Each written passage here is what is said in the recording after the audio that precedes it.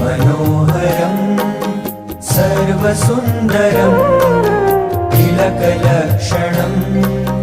चञ्चलेक्षणं विबुधवन्दितं स्वामिनाथ ते वपुरिहास्तु नो नित्यदर्शने मदनमोहनं